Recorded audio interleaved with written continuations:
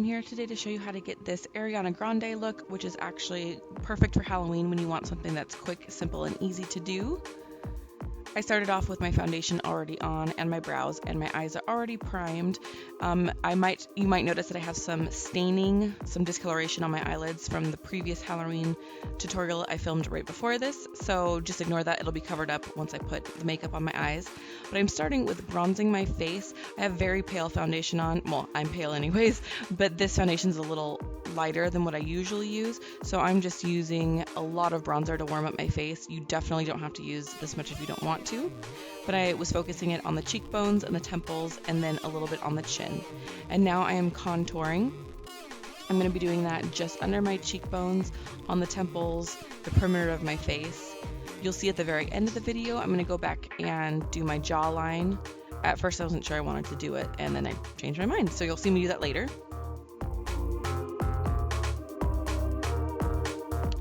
And then a lot of times Ariana Grande's makeup is very neutral, very natural looking, so I just wanted to use a very soft mid-tone pink color, which this is actually Margin by MAC. It's one of my absolute favorite blush colors. And then I'm going to go ahead and add a transition color here. This color is very close to my skin tone, so you won't really notice it very much at all. I'm focusing that on the crease and working it up to just below the brow bone. And then I'm going in with a matte color it's actually from the NYX Highlight and Contour palette. It is their warmest contour color from the palette, and I use it a lot of the times as a transition color. And here I'm using it in the crease and up just a little bit, just to warm up the color on the eyes. We still want this to look pretty natural, so I'm not going too heavy-handed with it. And then you'll see me bring that on the lower lash line as well, just to kind of blend everything together.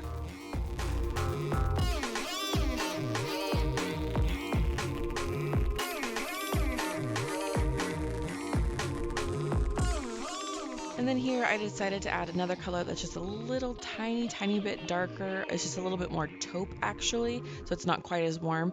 And I'm focusing that just in the crease, and I'm not bringing it up too high.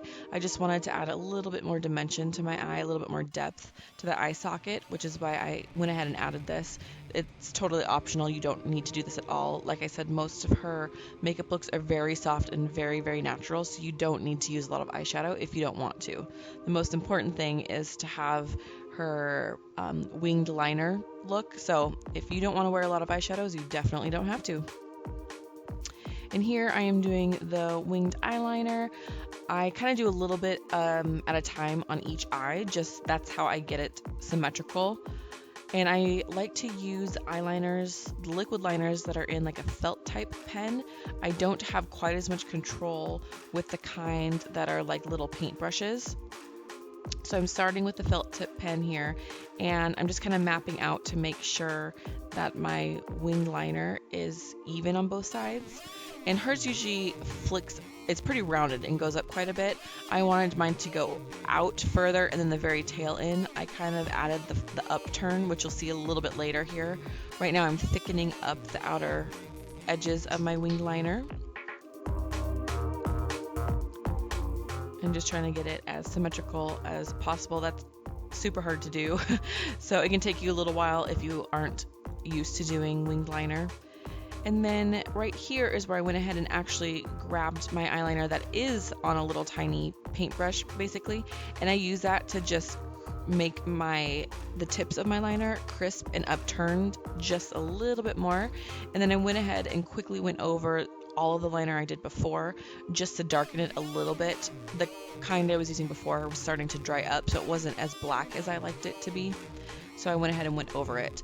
I normally can't do all of my liner from the beginning with this type because I tend to smudge it with my eyelashes somehow.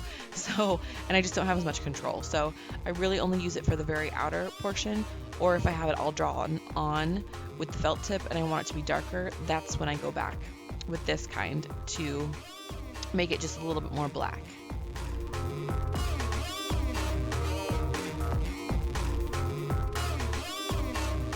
And then, of course, you're going to want to add some mascara. It's completely up to you whether you want to do the top and bottom lashes. I did both top and bottom, but if you are used to only doing the top, that's what you can do.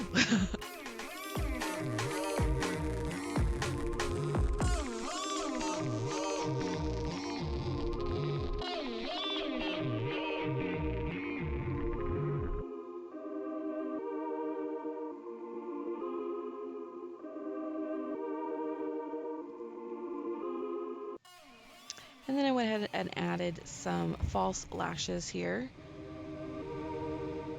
Again, it's up to you whether you want to wear them. I am a big fan of false lashes, so I just added just some wispy lashes from Ardell.